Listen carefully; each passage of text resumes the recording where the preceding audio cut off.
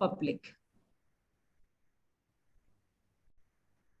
The benefit of doubts should go to the benefit of charity should go to the public. And India, we know the philanthropy has got, it has been there since centuries. And we are very known for that. Indian people are very known for that also. There should be a motive. The act should be selfless. It should be benefiting others. There should be a cause or a purpose. And the most important thing, it should be in public nature. You cannot say you are doing some charity to your own. So it should be in public nature. More so, some factors influence charity. That is the ability to contribute for the charity, the economic environment of the society, what is the geographical situation, then the need of the hour, and individual thinking. Especially need of the hour, you may be correlating that with our previous year situations like flood situation, COVID situation, etc. These factors influence charity. Excuse me, I'll share my screen.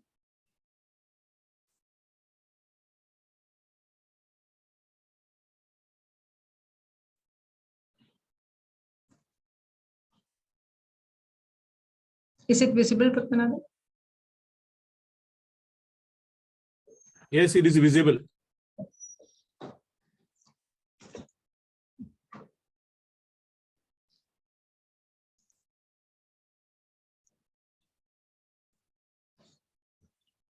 So let us come to the purpose of the main subject, that is the charitable purpose.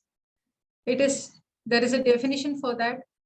It is defined in section 215 of Income Tax Act, and it includes relief of the poor, education, and with effect from 1/4/2016, yoga has also been included in the definition.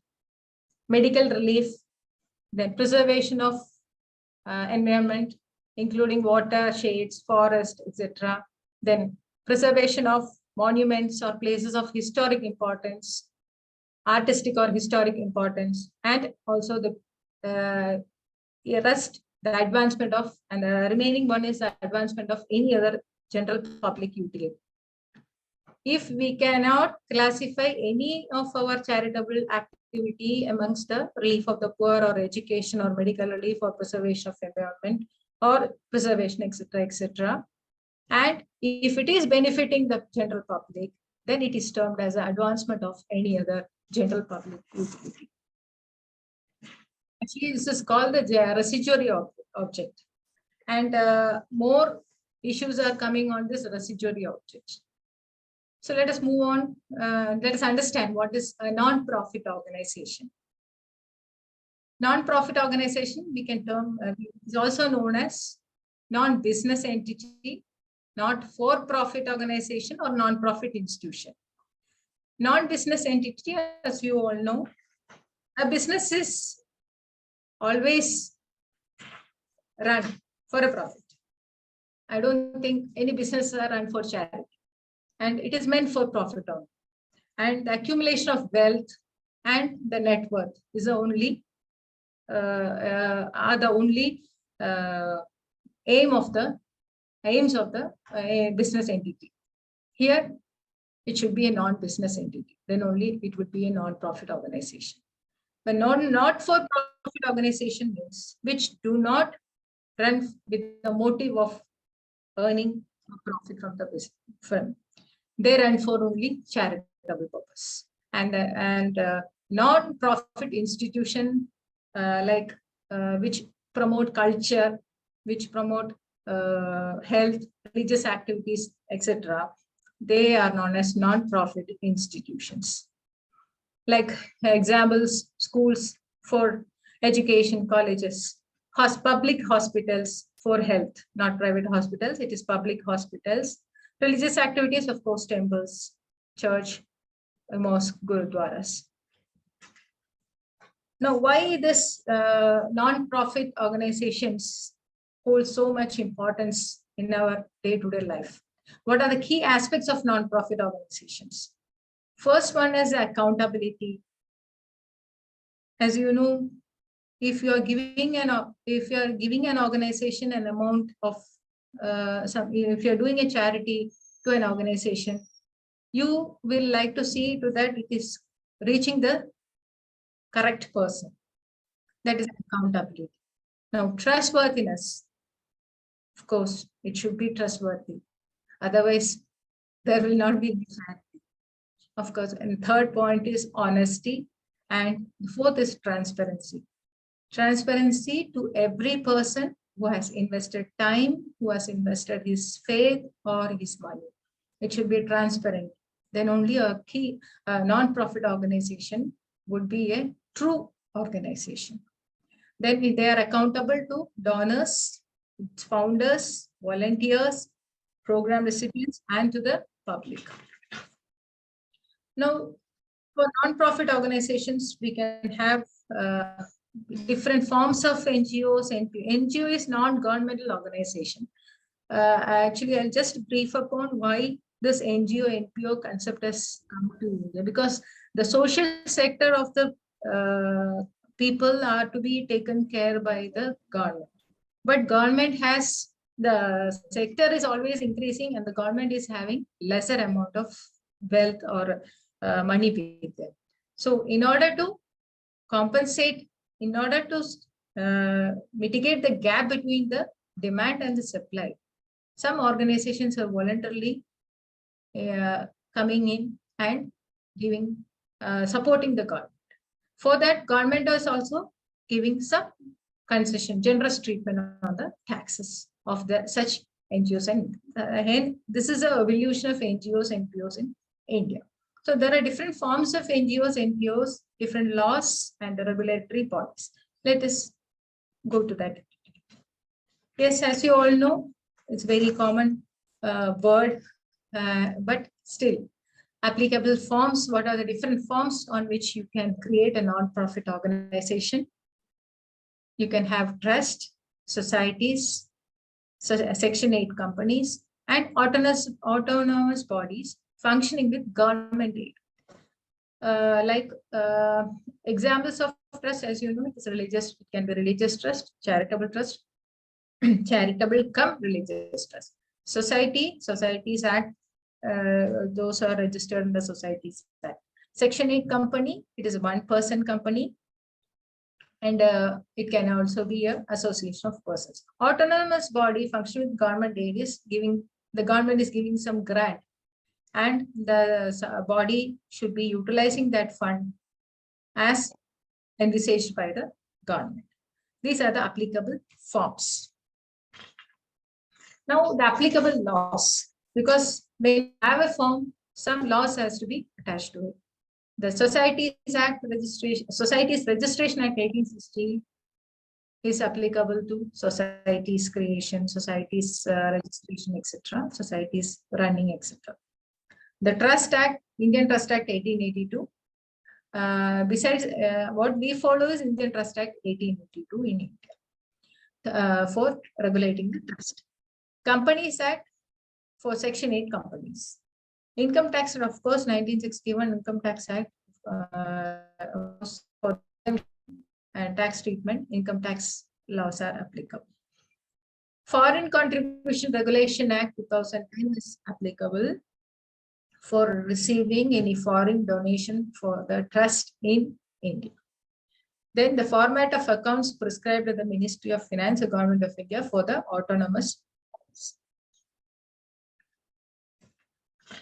Regulatory bodies are ICI, accounting standards prescribed by ICI, then Indian government accounting standards, then Indian government financial reporting standards, international public sector accounting standards, and accounting for local bodies.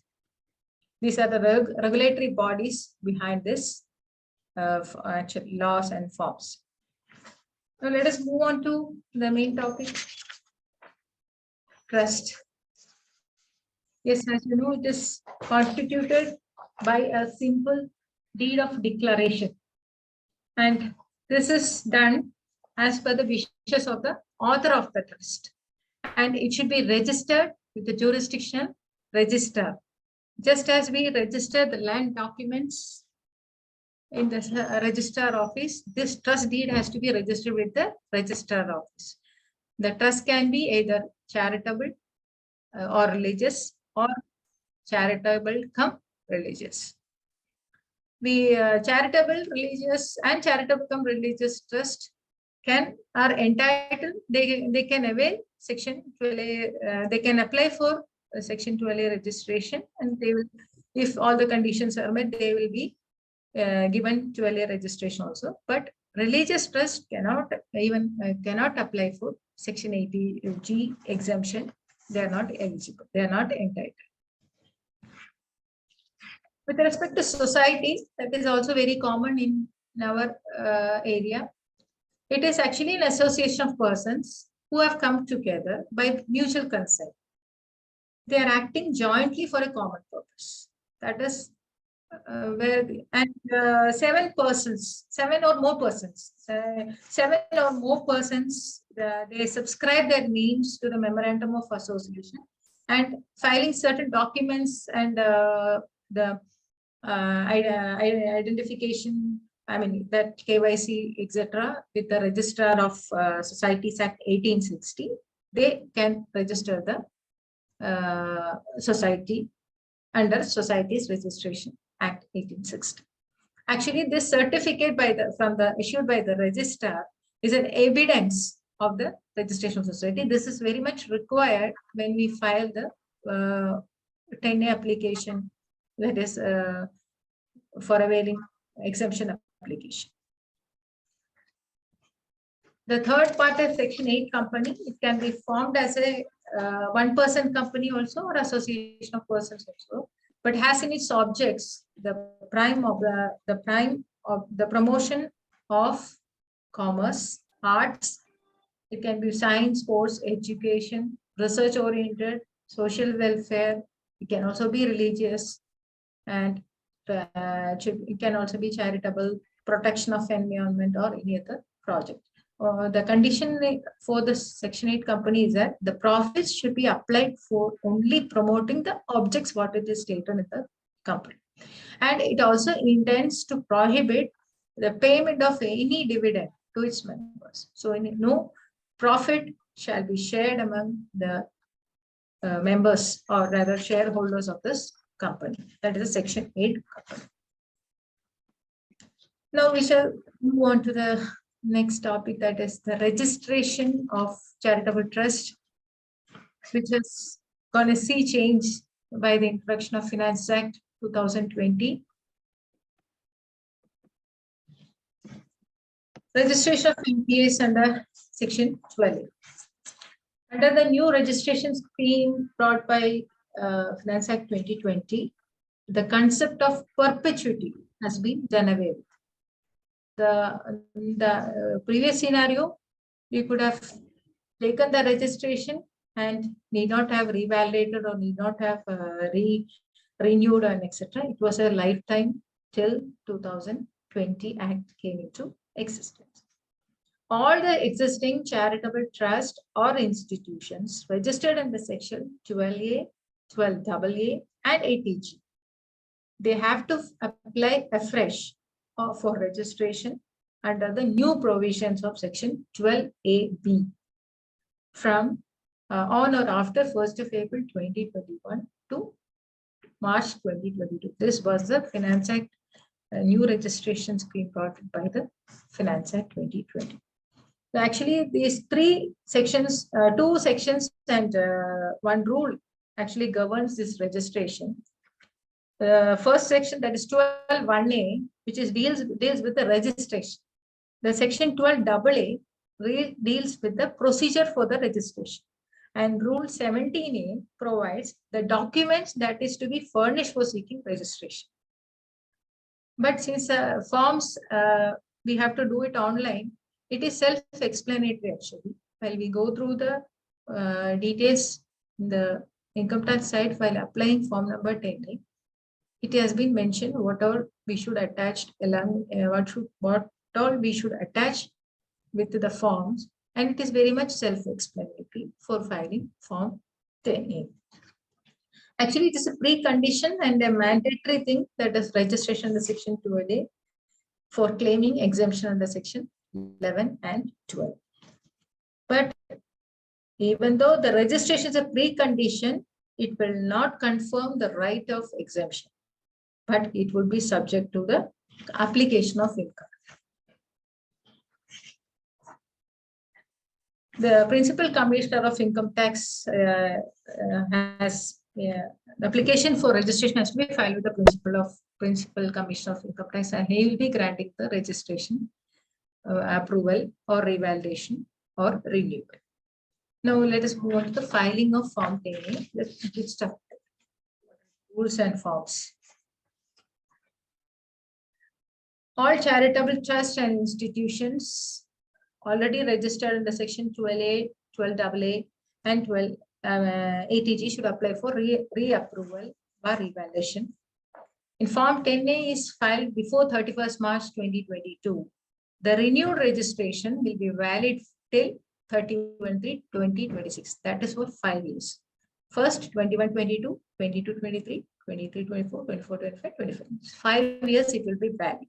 And the renewed registration before the expiry of the 6 months. So 31/3/2026 is the last date of the renewed registration. So before 30/9/2025, a form we have to file a renewal of we have to file an application for renewal of the registration before 30/9/2025. That should be done in form 10A. However, in the case of provisional registration, that is a new firm, a new trust or a society or a Section 8 company has applied for registration and they have got a provisional registration, that will be valid for only 3 years.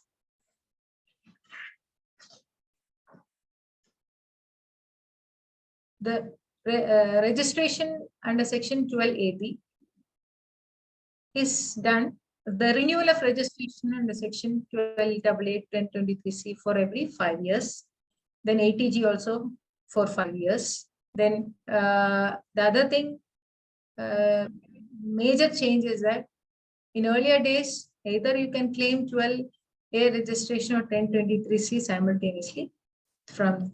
As per this amendment, you cannot claim the benefit under Section 12AA, 1023 or 1046 also cannot be claimed simultaneously.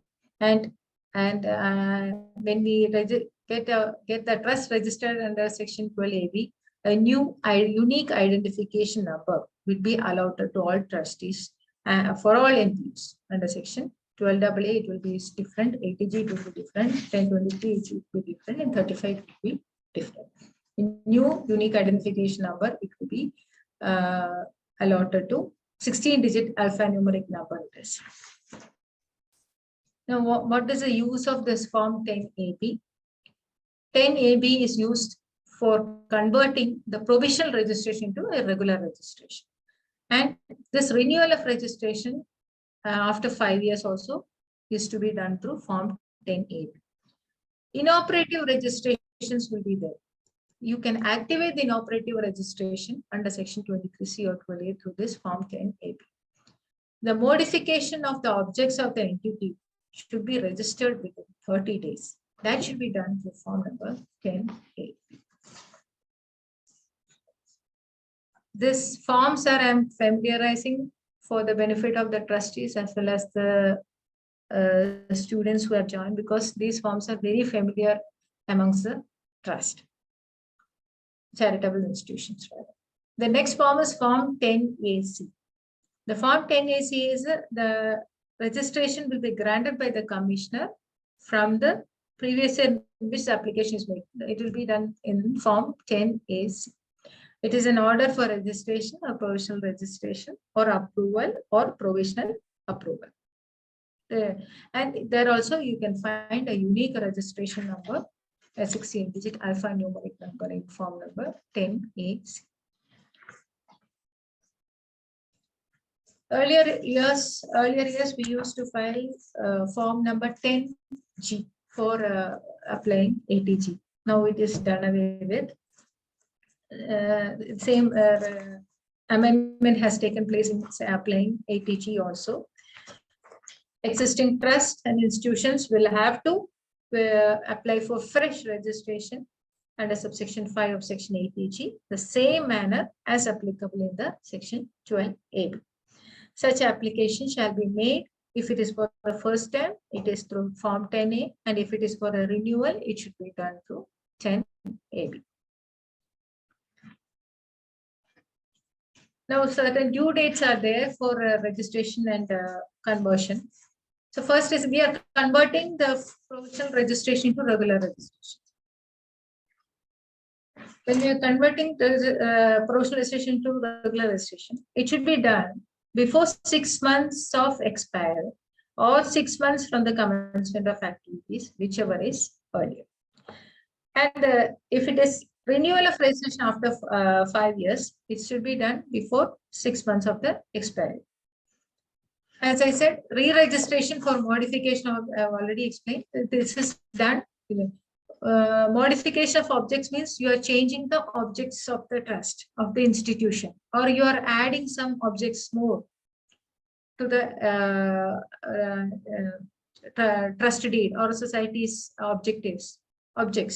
Then it should be intimated, it should be got approved by the principal commissioner by filing form number 10AB within 30 days of such modification.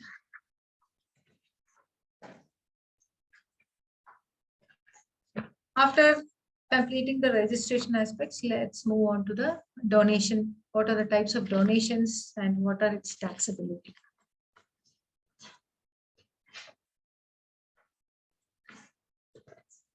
Contributions, we all call them voluntary contributions. And for auditors, please note who are issuing form 10B. The clause 21 and 22 specifically ask for certain things under voluntary contributions.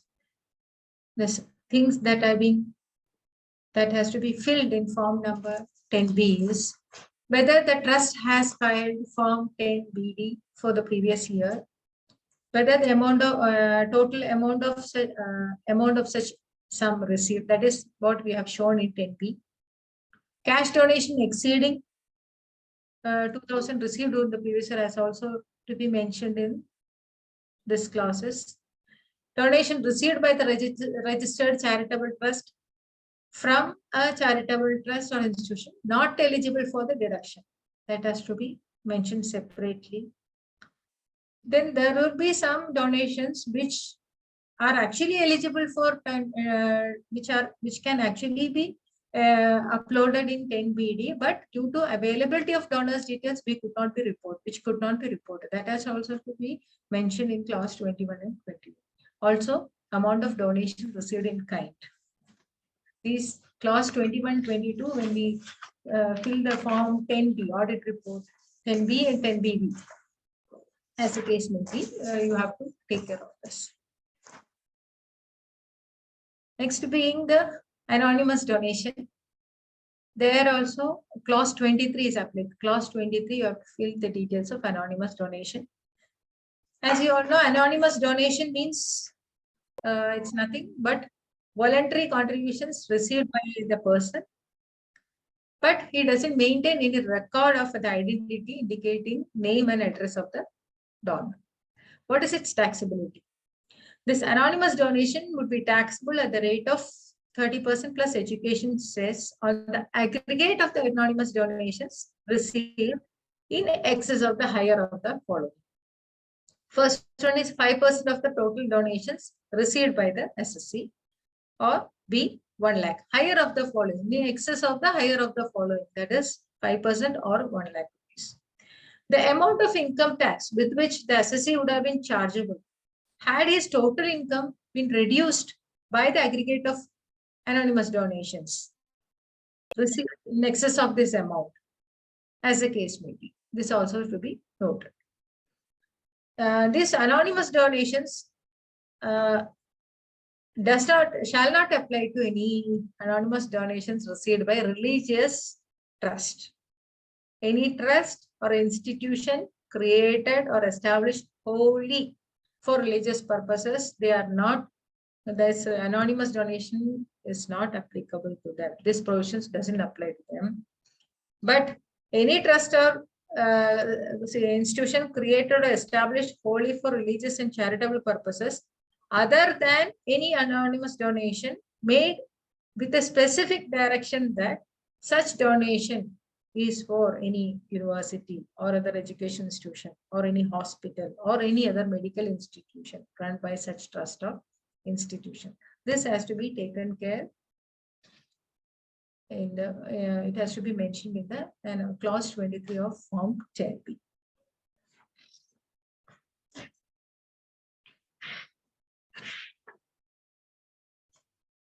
The clause 23 also asks for the amount of donation that is not taxable at 30% also we have to mention. Then the amount of donation received by the trust created for religious purpose also has to be mentioned. Amount of donation received by the trust, if it is the specific direction that it should be form part of shall be other objects, it shall be used for other objects of the trust has also been mentioned in clause 20. Then two other clauses are also there. It is for two other contributions are also there is foreign contribution and corpus donation. Foreign contribution as this has to be mentioned in clause 25 also, Form 10B. Foreign contribution means donation or delivery or transfer made by any foreign source, directly or indirectly, of any article above certain specified value, currency, or foreign security. Along with that, in clause 25, we have to provide the details of foreign contribution, if whether it is out of corpus or not out of other than corpus has also to be mentioned in clause 25. Now, the fourth type of donation that is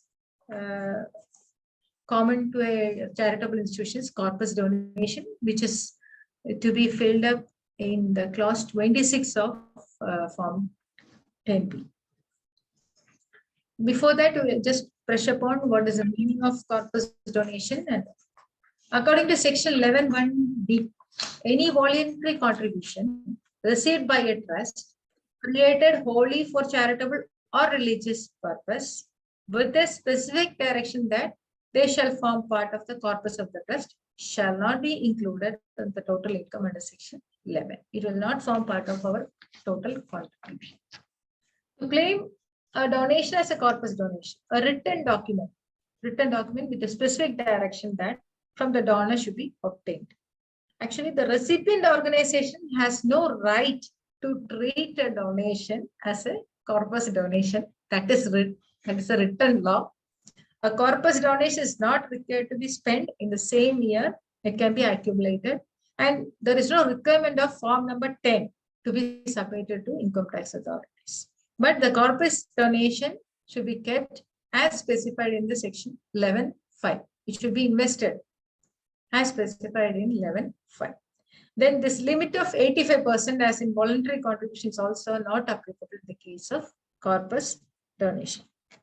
The major change that has come in corpus donation is that the Finance Act 2021 had provided that corpus donation should remain invested in a manner and in the form as provided in the section 11(5). If not, to that extent, deemed to have been applied, and to that extent, it could not be claimed as application.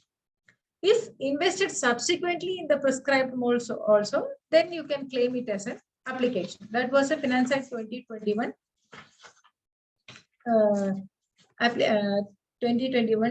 change.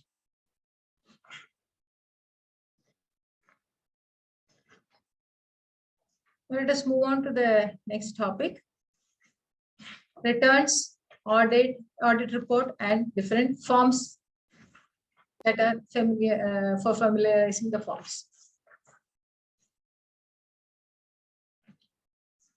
The form that is applicable to a charitable institution is ITR 7.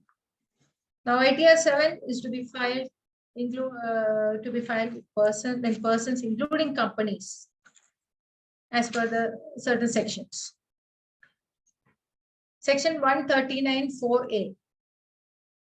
This is to be filed if the property held under the trust or other legal obligation for charitable or religious part only for such purposes. Only charitable and religious trust need to file under section. These sections have to be quoted in the, have to be selected in the ITR 7. That's why I've pointed out the sections along with the applicable persons. The return under section 139(4)(b). 4B is applicable for political parties. If the total income, without giving effect to the provisions of section 139(a), exceeds the maximum amount which is not chargeable income tax, which is still 2,50,000. Now, return under section 139(4)(c). That is to be filed by every scientific research organization, institutions, or news agencies. Then section 23A, associations, section 23B, institutions, then funds or institution, universities, or other educational institutions or hospitals. Everybody has to file 139(4)(c). 139(4)(d) is to be filed where they are not required to furnish return of income or loss under any of the provision of the section of this section. They have to follow 139(4)(d). 139(4)(e) also there, and 139(4)(f) is also there for the applicable sections. Now let us see what is the structure of the ITR 7. ITR 7 is divided into 2 parts and 23 schedules. Why I have taken this ITR 7 even for assessees? Because we require certain, as auditors, we require so many data from you, from new assessees to fill this ITR 7. So it is necessary that you should be knowing all these clauses or parts which we have to do during the filing of return of income. It has been divided into 2 parts actually. Part A is general information and part B is the total income and tax computation with respect to income chargeable to tax. And these are the 2 basic parts, and some schedules, some important schedules are also I'm pointing out.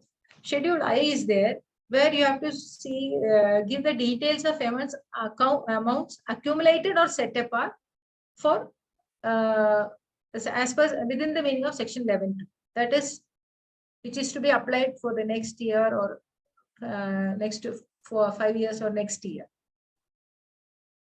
Then say schedule D is there where you have to file, give the details of the deemed application of the income. Deemed application means when you are 85% is not complete, deemed application 15% can be set apart for the as a deemed application. That amount should be noted down in schedule D. Schedule J should show it is a statement showing the investment of all funds of the trust or institution as on the last day of the previous year. These are the 3 schedules, very important schedules with respect to income accumulation. Then balance sheet part A, balance sheet BS is there, where you have to show the details of application and source of fund as on the year end. Details of voluntary contributions have to be given in schedule BC. Aggregate of income derived during the year, excluding voluntary contributions, have to be given in schedule AI. The amount applied to charitable or religious purpose in India, revenue account, it has to be shown in schedule ER of the ITR 7. Then amount applied to charitable or religious purpose in India with respect to capital account. Revenue account means your normal expenses, revenue expenses. Capital account means with respect to acquiring a capital asset. That has to be shown in schedule EC. Various income and expenditure statements as applicable has to be given in IE1, IE2, IE3, and IE4. All income other than these contributions have to be given in income side, All expenditure which are incidental to the objects of the trust has to be given in the expenditure side. Another schedule, new schedule has come. It is schedule VDA, which is income from transfer of virtual digital assets under section 150 BPH. These are the this is a general structure of the ITR7. I have not taken each and every schedule, but important schedule I felt which should be discussing that has been discussed. Now let us move on to the main topic. That is the main topics for today's session is the Form 10B and Form 1080, which is the audit reports. The applicability of audit report to organizations registered under Section 12A and 1023C. These are governed by Rule 17B and 16CC. The rules, I'm pointing out the rules because I think amongst the audience, students are also there, which will be helpful for them to refer to the rules for any further clarification. The Rule 17B and 16CC of the income tax rules was amended by a notification issued on 21st February 2023. This amendment shall come into force from 1st of April 2023, that is from assessment year 2023 to 24. That is what we are going to file this year. As per the amendment in Rule 17B and Rule 16CC, audit report of the books of accounts of the trust or institution registered under Section 12A and 1023C of the Income Tax Act, and the total income of such trust exceeds the basic exemption limit in any previous year shall be filed in Form 10B, where total income of such trust without giving effect to the provisions of any exemption sections exceeds 5 crore during the previous year. So it will be applicable to, mainly applicable to a very big charitable institution having so many branches. When they consolidated together, when they consolidate their gross collections or gross income, probably that might cross 5 crores. For those cases, Form 10B will be applicable. Small trust, I think we can go by 10B. And the second condition is that it has received any foreign contribution during the year. No limit has been prescribed. It has not said whether this or this or this. 3 conditions have been noted in form for the applicability of Form 10B. And it has applied any part of the income outside India during the previous year. There is also no limit has been prescribed. In all other cases where these 3 conditions are not met, we can go for Form 10B. Some important points as auditors we have to take care of in Form 10B. It has to be filed by the auditor of the charitable trust after examining the books of accounts and other documents as specified in the Rule 17AA. The auditor need to certify that proper books of accounts have been maintained. So assessees should take care that proper books of accounts are maintained, and that has to be certified by the auditor. And this maintenance of books of accounts, it has to be specifically mentioned. That is, if it is maintained at the registered office of the trust or institution, or is at the places as mentioned in serial number 40. Serial number 14 is clause 14 that we'll discuss later. Also, the information as provided in the annexure to Form 10B is true and correct. And this Form 10B needs to be filed by the auditor 1 month prior to the due date of filing the return of income. So now the due date of filing the return of income is 31st October. So we have to file this Form 10B 30th September. Some basic clauses in Form 10B will generally discuss. Clauses 1 to 8 deals with basic registration particulars, where you have to see where to show the PAN, name of the trust as per the PAN, assessment year, previous year, registered addresses as well as the other addresses, what type of entity it is, that is trust, whether it is a trust or a society or a company, and also clause 9, that is registration details also should be given. That is the details of registration, whether it is a provisionally registered trust or a original earlier registered trust, now renewed as revalidated its registration. The section under which the registration is opted, the date of registration and the unique ID of the registration, and the authority granting the registration, and also the date from which the registration is effective. Date is very important, as that determines the date of renewal. So you have to specifically show the date as correct date. Now, clause 6 and clause 40, these are the new additional clauses in Form 10B, which are also very important. Clause 6 is the place of maintenance of books of accounts. Here we have to mention, we are required to submit the details of books of accounts and other documents as mentioned in Rule 17A, because 44AA prescribes books of accounts for professionals, such cases, but there is no maintenance, there is no specific maintenance of books of accounts are not specified elsewhere. So here Rule 17A is specifying what are the details of the books to be maintained by a trust and where it should be maintained. You are required to submit the details of the books of accounts and other document as mentioned in Rule 17A, maintained at the registered address as well as the other address of the trust or institution.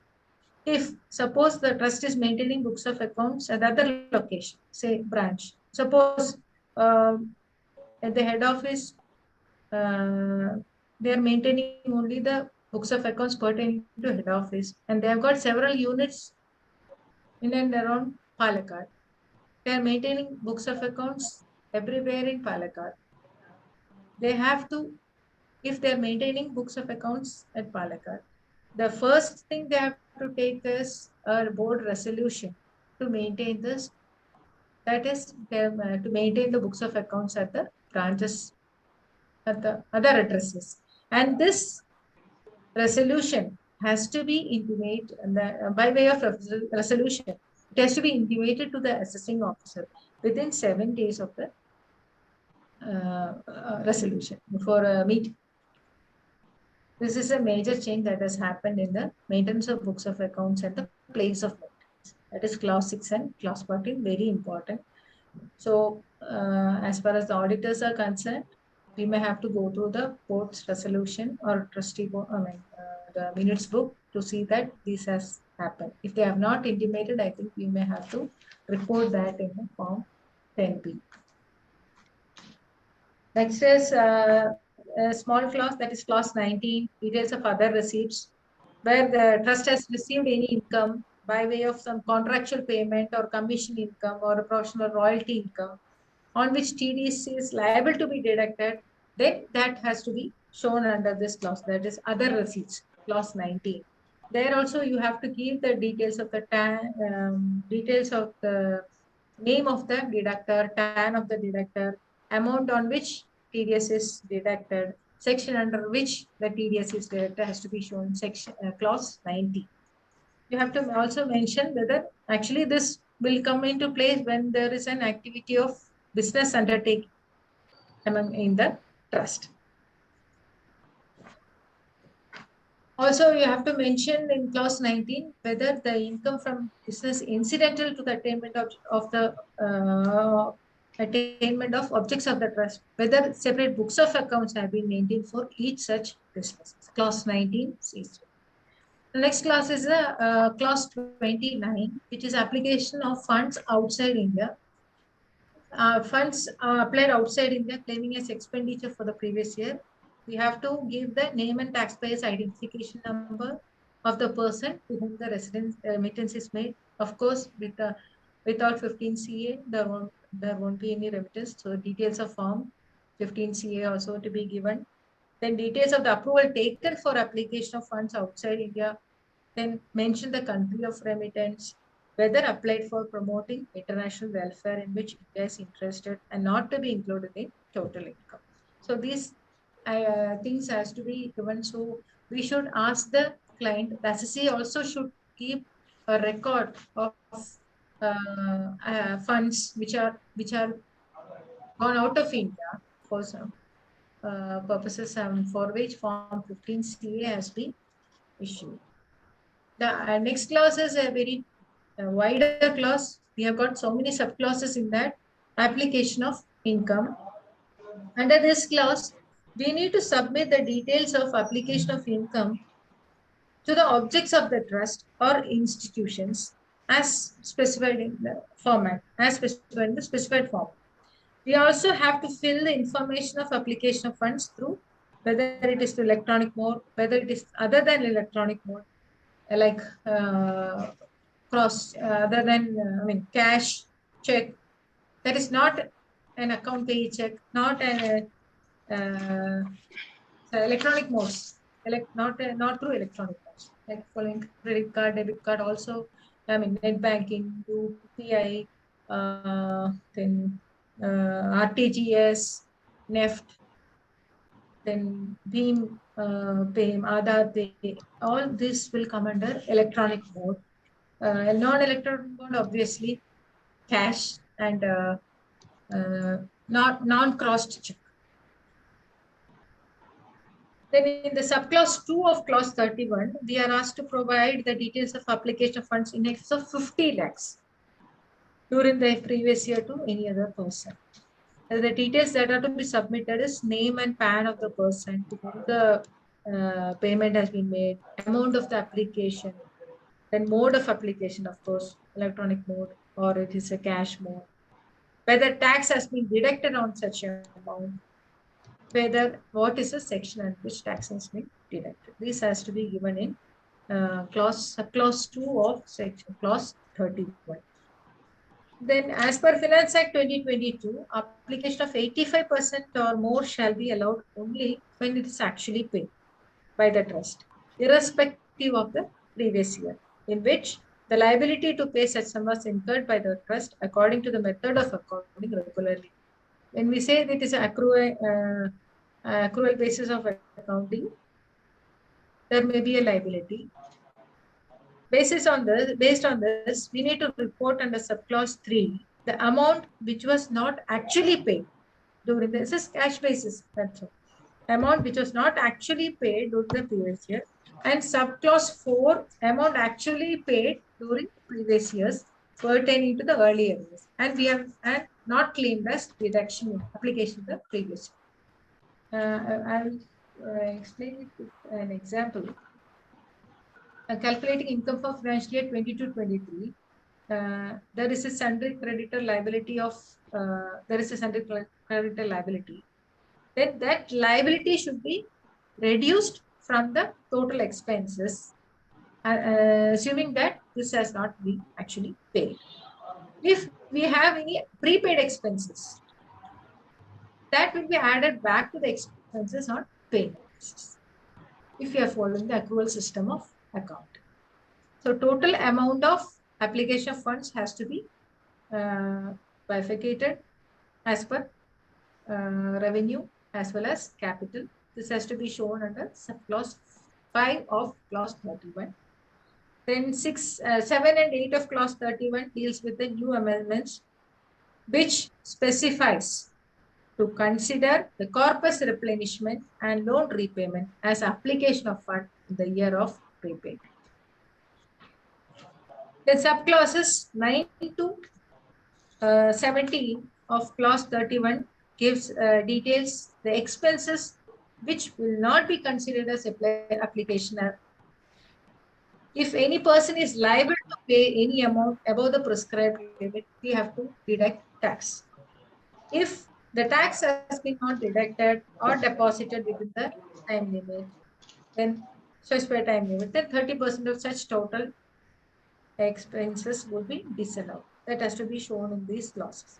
Also, amount paid to any person in excess of 10,000. So first clause is disallowance and with respect to TDS. Second is with respect to cash payment above 10,000. Third one is donation given by the trust or institution registered in the section 12A to any fund or trust or institution towards corpus. That is also not allowed. Fourth one, donation given by the trust or institution registered under section 12A to any fund or trust or institution not having the same objects. Some educational institution, they are donating some amount to another education institution, but for medical facility.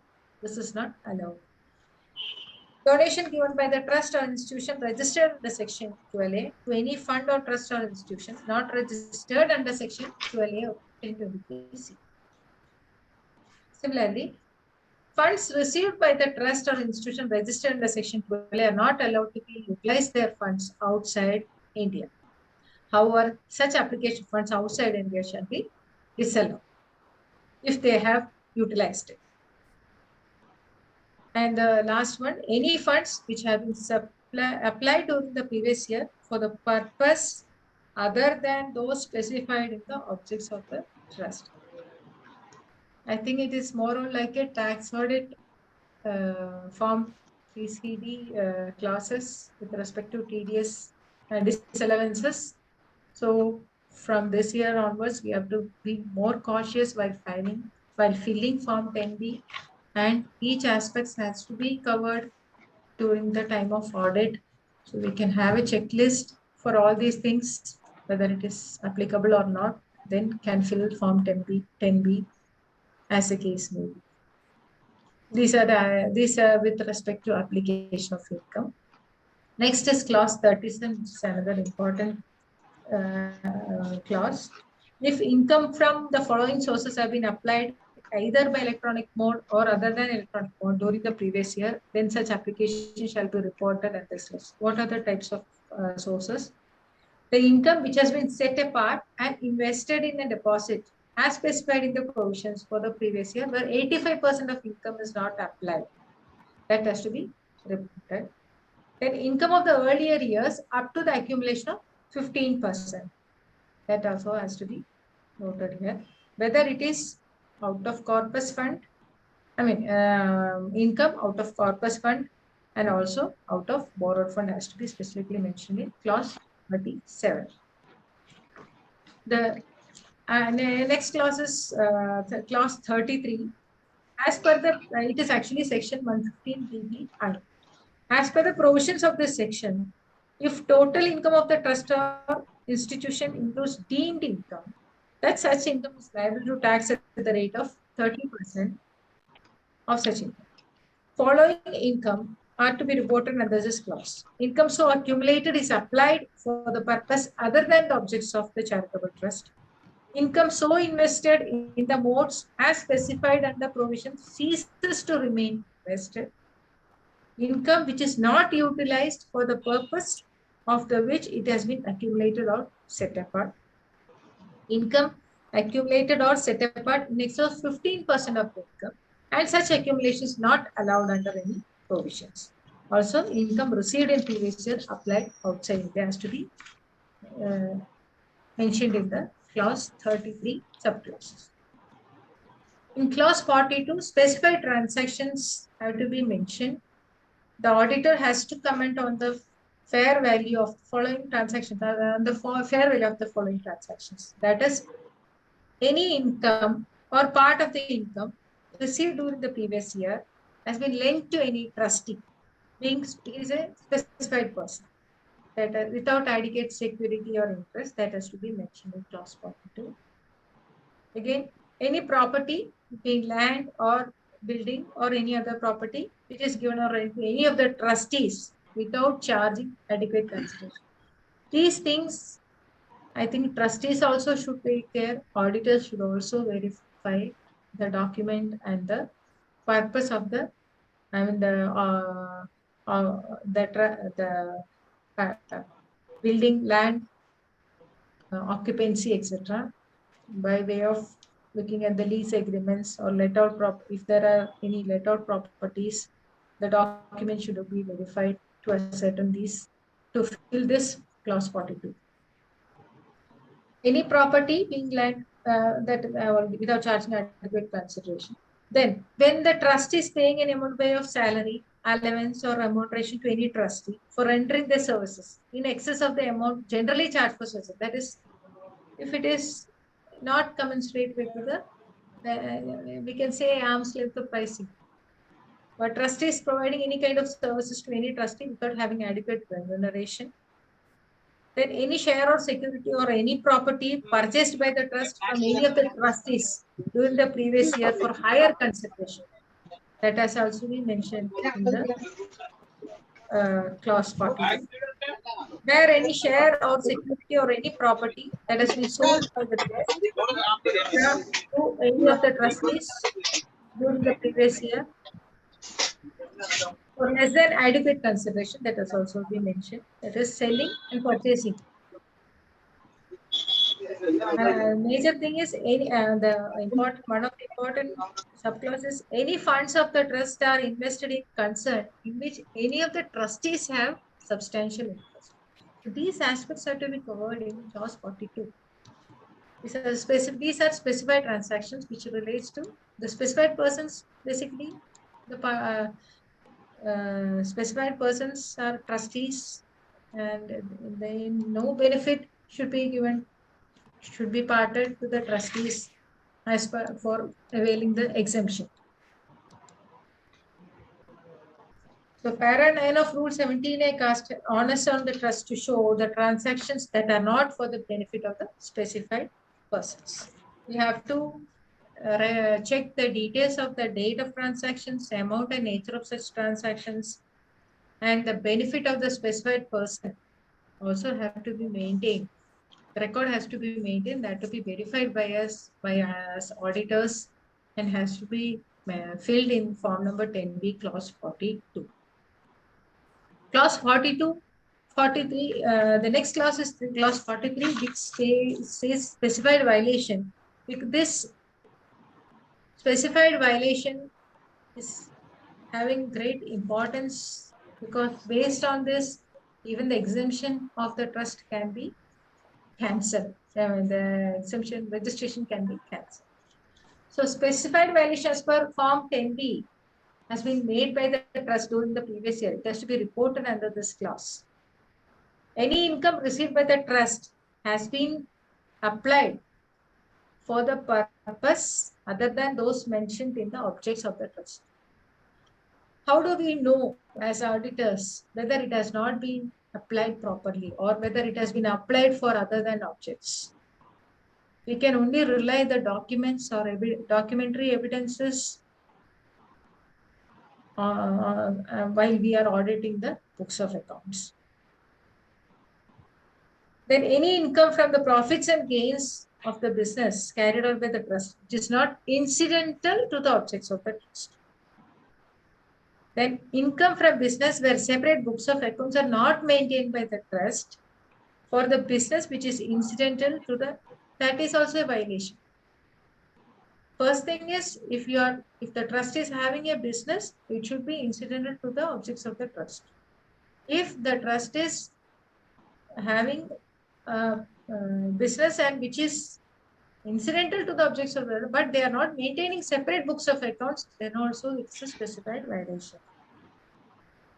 Then whether the income has been applied for benefit of any particular religious community or caste, because in the trust deed, as most auditors would remember, there is a mandatory clause in the trust deed or that the beneficiaries would be without considering any caste, creed, religion, etc. So if it is violate, if that is not that has not taken place, then it is a specified violation. Then whether the trust or institution has not complied with the requirement of any other law for time being in force, then in such case also following details have to be reported. The following, we have to, as auditors, I think we have to have the knowledge of the laws also under which these violations have happened. Because in this clause 43, they have mentioning the name of the law under which non-compliance has occurred has to be reported, and the nature of non-compliance or the date of such incidents has happened, whether the order or direction as stated above has been in dispute before any court or appellate forum, that has also to be mentioned.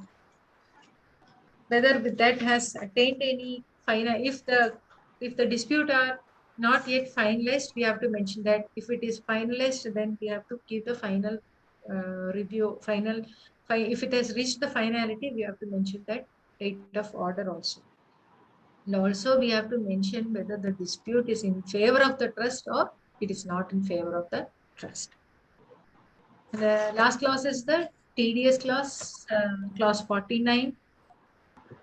There, as auditors, we know we used to give details in Form 3CD with respect to TDS, whether tax has been the total amount on which tax should be deducted, the section under which it should have been deducted, the amount on which the tax is not deducted, and if it is deducted in a lesser rate, and that also should be mentioned. If it is short deducted, it should also be mentioned. Also, we have to mention the date of filing 26, the various TDS returns form wise, 26Q, 27Q, 24Q, etc. That has to be mentioned in clause 49. As well as for clause 49 for the tax deduction, TDS, TCS, they have got an annexure also for TDS and TCS. Annexure details have to be filled in for clause 49. These are the important clauses which I thought would share with you. The small comparison has been made in Form B and Form 10BB. Form 10BB will be applicable to trust or institution registered under Section 12(8)(10)(23)(c), to which Form 10B is not applicable. So we know it is an actually exclusion clause, I believe, because Form 10B is applicable to 5 crore foreign contribution and outside India, no limit prescribed for that. So other than that, all have to file Form 10B, all other institutions. So Form 10B and 10B have some same particulars with respect to clauses 1 to 8 regarding management, general information, application receipt, application funds, etc. Detailed information is asked in Form 10B because the volume, the amount is also bigger in Form 10 as compared to Form 10BB. It is relatively lesser compliant. Some changes in Form 10BB as compared to Form 10B are: 1. There are 49 clauses in Form 10B, whereas there are only 32 clauses in 10BB.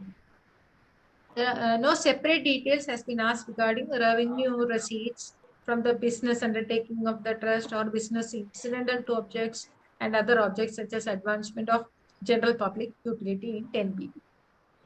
Auditor does not have to report in detail the information with respect to the income taxable under Section 115 BPI, just as we discussed a slide before, and Section 115 BC.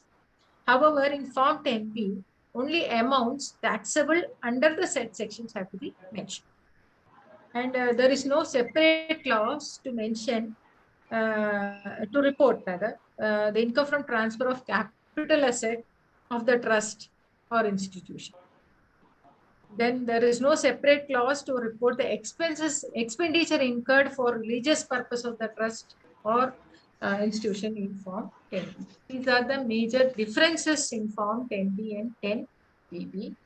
10BB is relatively easier compared to 10B, and responsibility also, I think it is a bit lesser compared to Form 10B.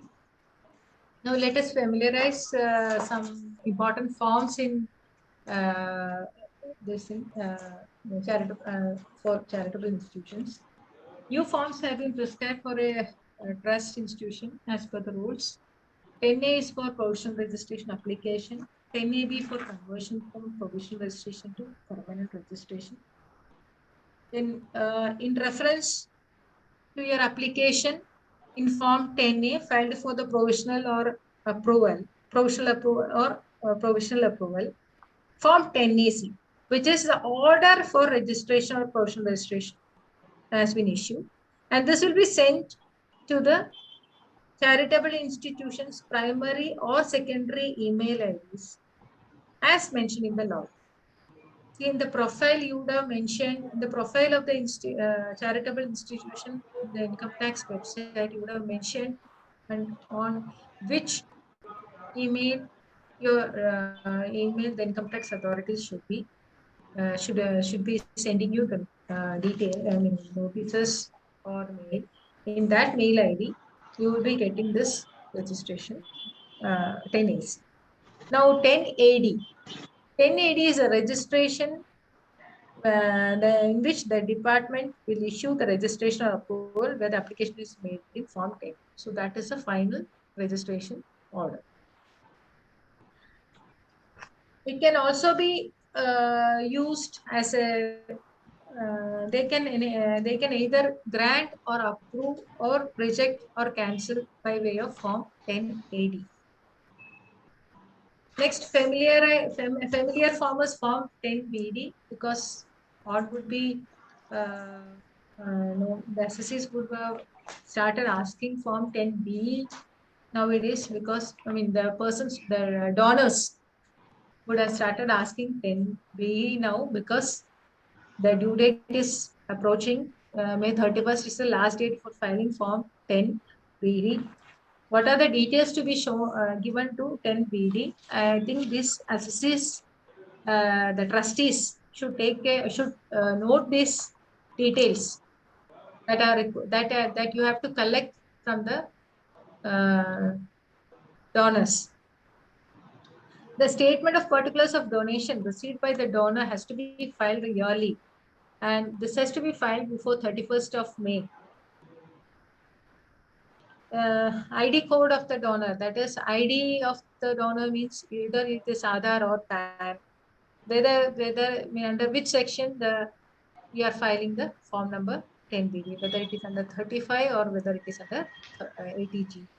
Name of the donor should be there, address of the donor should be there, and we have to be specific about the nature of donation. That is whether it is corpus, whether it is a specific donation or other voluntary contribution. And mode of receipt is also very important: cash, kind, electronic, or any other mode. So when you apply in Form 10BD, the certificate of donation in Form 10BE would be received. We can download it from the income tax site and can issue the trust can issue, or charitable institution enjoying the exemption in the section 12A as well as in the section 80G can issue this Form 10BE certificate to the donors. Only 80G exemption holders can apply for 10BD and issue Form 10BE. 12A registered charitable institution can only enjoy the tax exemption of their own income. Now we have two other forms which has to be very familiar, which has to be familiarized, because these two are for accumulating or setting apart our income, which could not be utilized for some purposes, or which has been set apart for a purpose which is taking a long time, then which will be taking a number of lot of years to be completed for that project. For that, we have to file Form 10 and Form 9A to the income tax prescribed authority And that has to be filed. Form 10 has to be filed before, that is 2 months before the due date of filing the return. So the due date of filing the return is 31st October. So on or before 31st August, Form 10, that is a statement to be furnished to the assessing officer to set apart or accumulate funds for the future purposes, for a specific purpose, which would be utilized by the charitable institution in the coming years. And the date of completion of the project also should be mentioned in Form 10 and has to be filed before 31st of August. This year, concerning this year, it is has to be filed before 31st of August 2023. And Form 9A is for application of excess of option by Section 8, because some expenses, there may be a liability which has to be, can be incurred only. The application of income would be transferred to, would be set apart for the next immediate previous year. I mean, next year. And we have to file form number 9A for exercising this option. We have to give an application to the department, whether the details of should be amount of income that is actually applied, and amount that falls short of that 85%, and the amount of income in respect of which the option is being exercised also has to be mentioned in the form number 9A. This also has to be filed, and there is a major change. Usually it could have been filed before the filing of return of 139(1) usually, but by this financial year, it has to be filed 2 months before the return of due date of filing the return of income. That is, Form 10 and Form 9A should be filed before 31st of August. So we have to, the assessees, I mean the charitable institutions as well as the auditors have to rush in the audits from now itself, so that we can finalize the amounts that is to be set apart, that is fall short of 85%. We can file the Form 10 and Form 9, because without these forms, we would be, if we are not matching the 85% criteria, the rest amount would be getting taxed.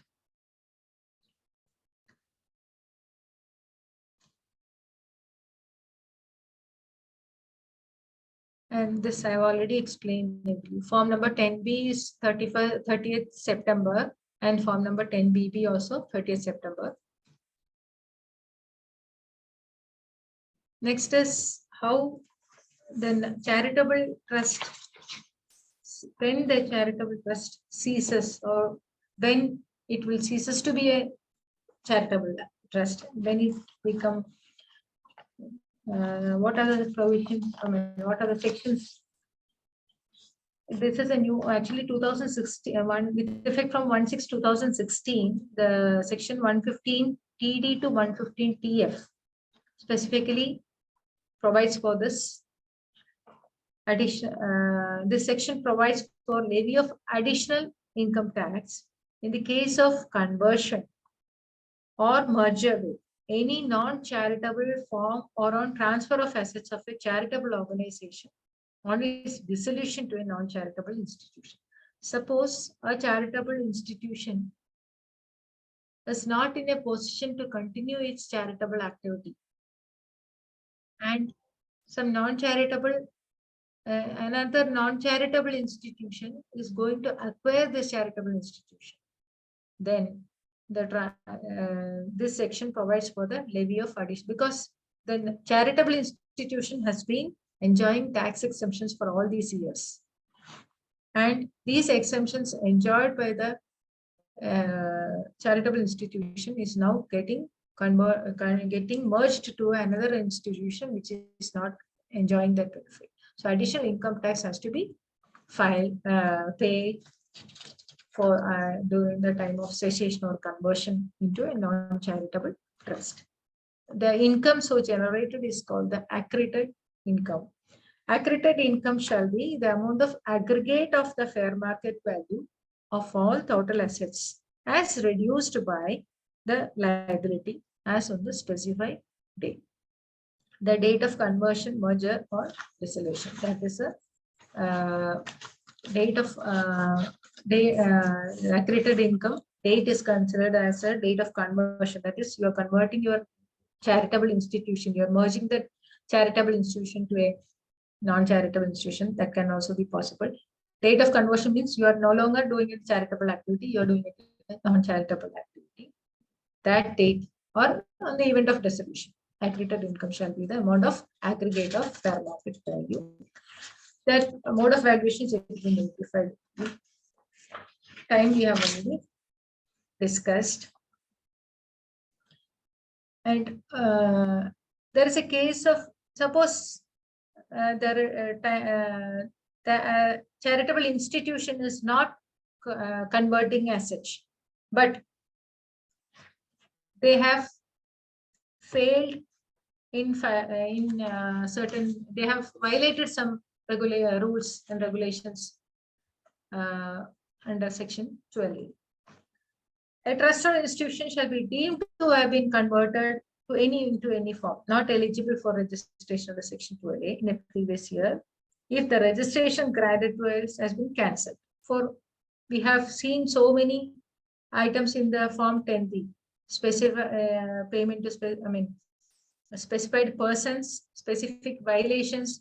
All these things have to be reported in form 10B. Based on this report, the department can take action against the charitable institution. If charitable institution, if the department takes action and the registration under section has been cancelled, then it is deemed conversion. And the date of cancellation, the accredited income occurs, and the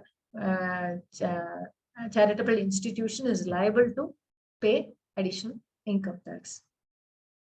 And second thing, it has modified its objects and has not applied for any fresh registration, because any modification in objects has to be applied for approval to the department in form number 10B. We have already seen that.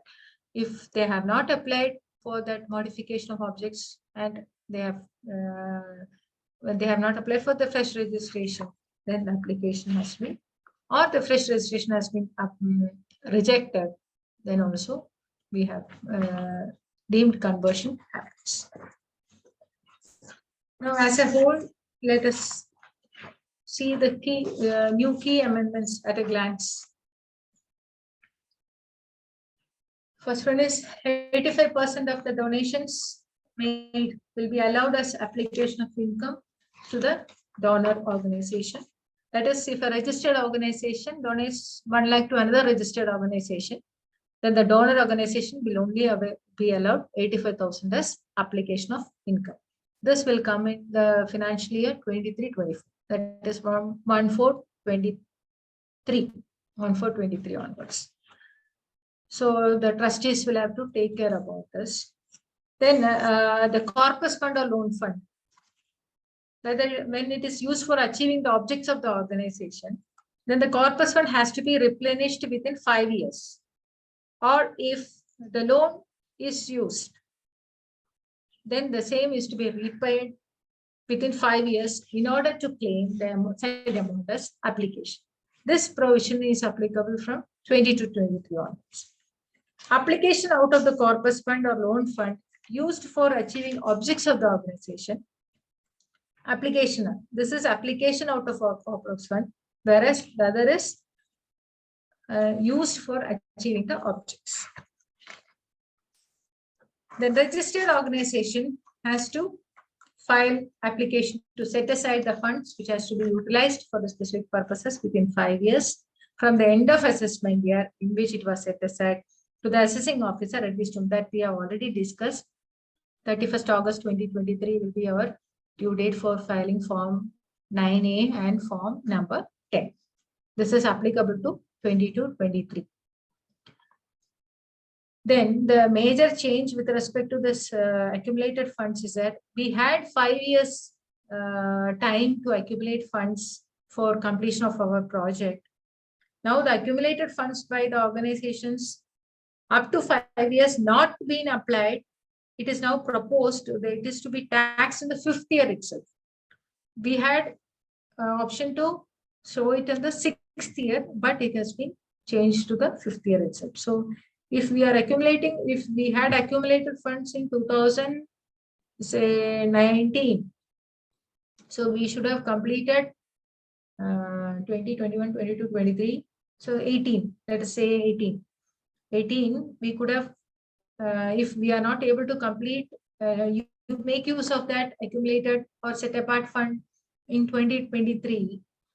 The previous, as per the previous regime, it was, we could have taxed it in the 2024, or but now we have to get it taxed in the 2023. So 2018 set apart funds have to be closely monitored. Then maximum marginal rate is for the exit tax, that is 42.774% on accreted income shall be applicable to trust. There is a existing scheme of application out of corpus. Why it has come? There is a discussion on that. While determining the amount of application out of corpus or loan borrowing for charitable and religious purpose shall not be treated as application of income for charitable and religious purpose, provided that when such amount is deposited back or invested into one or more funds specified in section 11(5), or when such loan or borrowing is repaid in any year from the income of that year, that it will be treated as application that particular year. There is a loophole in the existing system. Under the existing system, it was found that 2 loopholes exist. That is, it is actually misutilized by trust, which has been noted by the department. The prior to changes made by Finance Act, application out of corpus or loan borrowing has been treated prior to 1/4/2021, and subsequently after the insertion of explanation by Finance Act 2021, at the time of investing back or depositing back or repayment of loan or borrowing, it is again treated as application, which amounted to double deduction. Hence, an undue advantage was taken by the trust institution, which therefore that there was also a second loophole was that there was no time period specified for depositing that amount. Hence, there was an availability of indefinite period, which also created loss for the revenue authorities. So Finance Act 2023 has come up with the following amendments: that application out of corpus or loan or borrowing before 1/4/2021 should not be allowed as application for charitable or religious purpose when such amount is deposited back or invested into the corpus, or when the loan or borrowing is repaid. So before 1/4/2021, corpus donations or loan will not be eligible for this application. If the trust or institutions invest or deposit back the amount into corpus and repay the loan within 5 years of application of the corpus, that is, withdraw or application of corpus on or after 1/4/2021.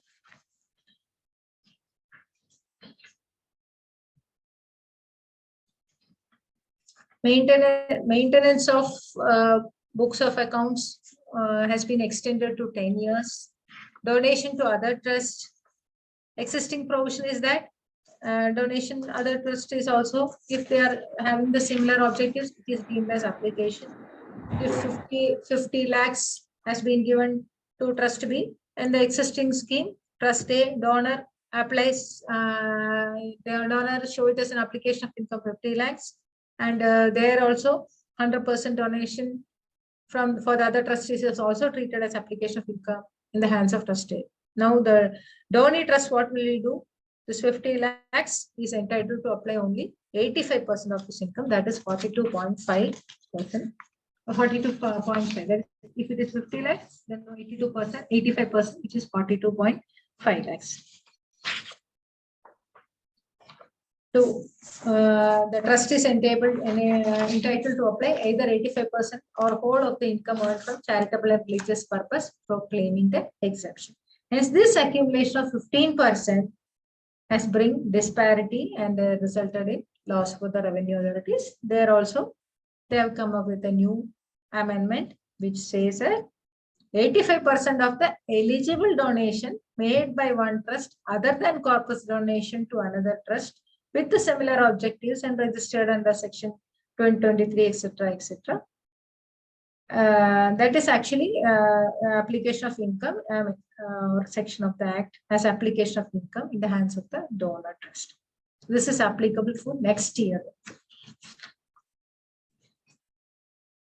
Then we have already discussed Form 9A, Form 10, 2 months, 31st August. Then audit report selection on the basis of the provisions, cancellation of provisional registration or revalidation because of the specified violations. When if the trust fails to file with ITR within the prescribed section, they will not be allowed the exemption.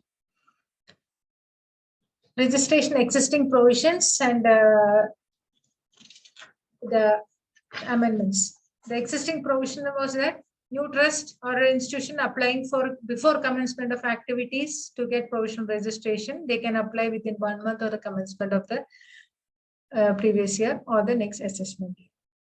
A provisionally registered, this is an existing provision.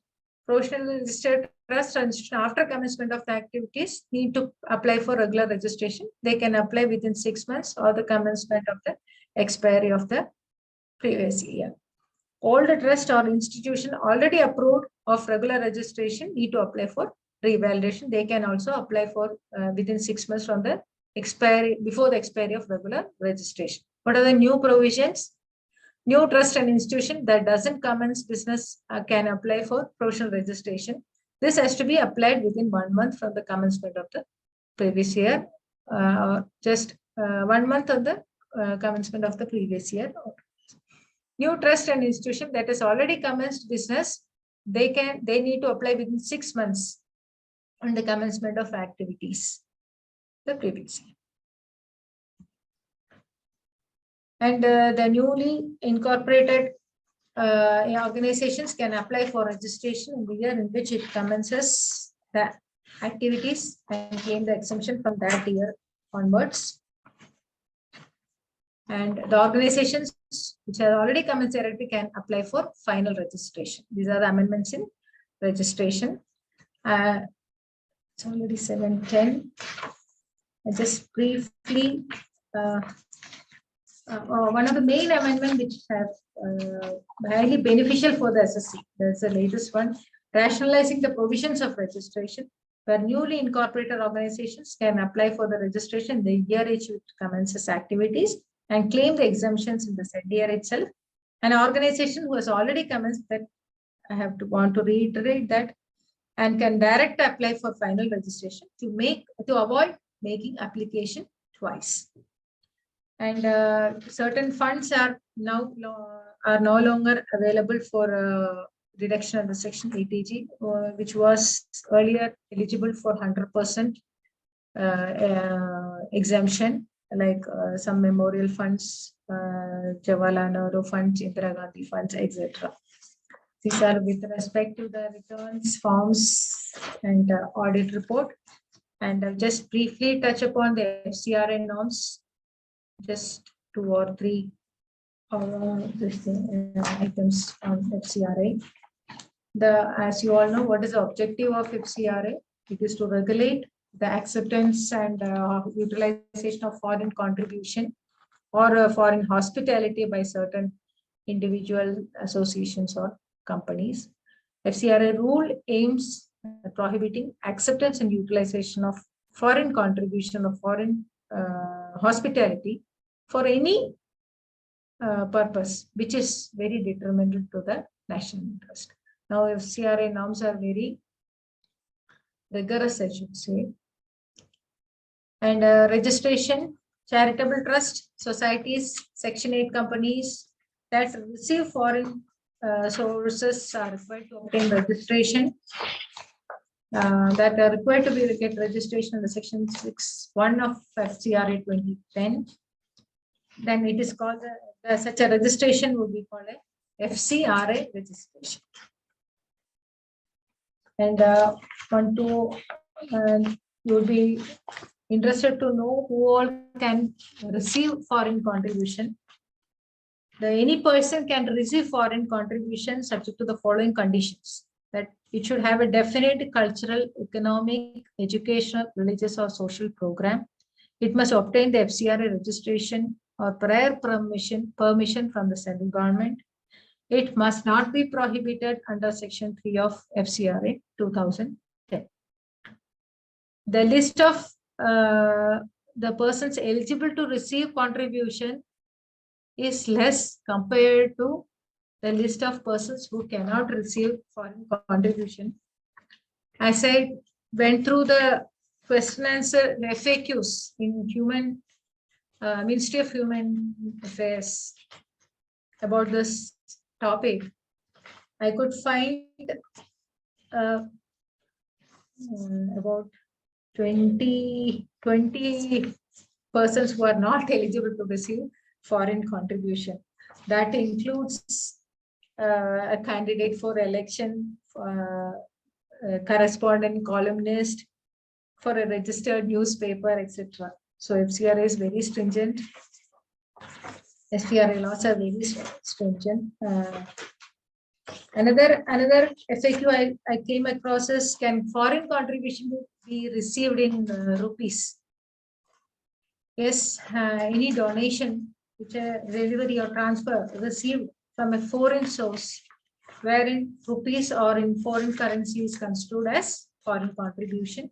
Such transactions, including interest, will be considered as foreign contribution, FCRA contribution. And FCRA account can be opened in New Delhi main branch only, SBI. You cannot open another account, and this SBI account is the only SBI. This branch is the only authorized bank branch for opening FCRA account. You cannot open any other bank account regarding FCRA.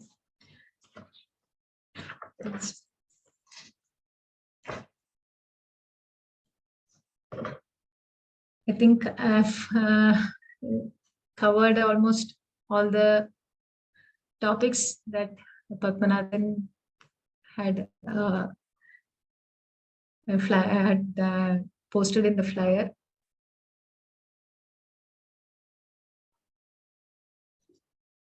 Over to you, Padmanathan. Ma'am, can we take any questions? Yes, if time is there.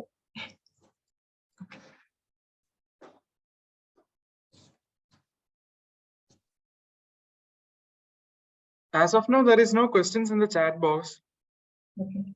Just as the presentation was going on, I come to know that Form 10BE is extended till June 30th. Okay, that's a good news. So one more month's time we have received for 10BE. 10. That is for the donations. Okay. And 80G donations, isn't it? 80G donations. If there is no questions, we can formally wind up the session. If anyone has any questions, you can either unmute yourself or post it in the chat box. And I would also request the trustees to get in touch with their auditors with their specific questions, because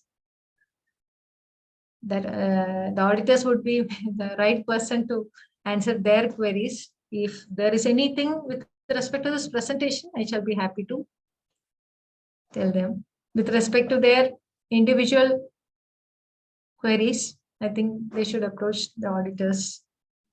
It would be nice.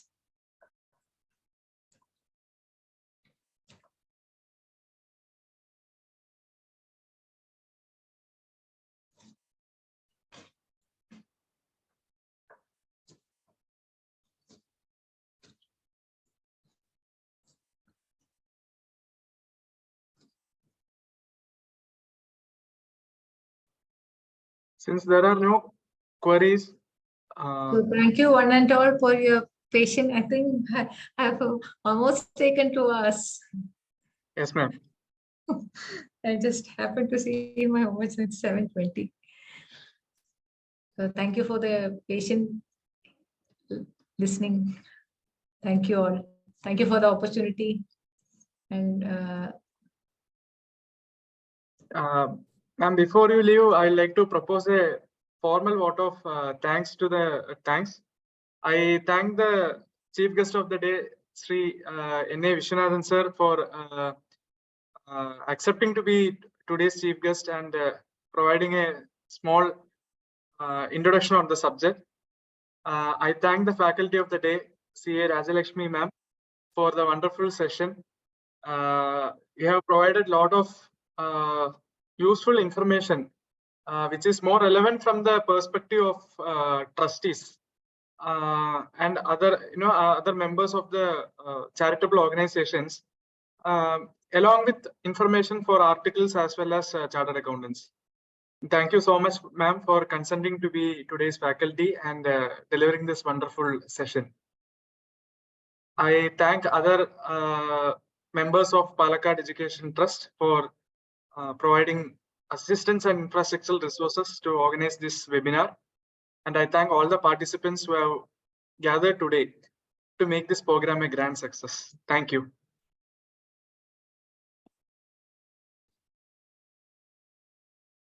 So meeting is formally adjourned. Thank you.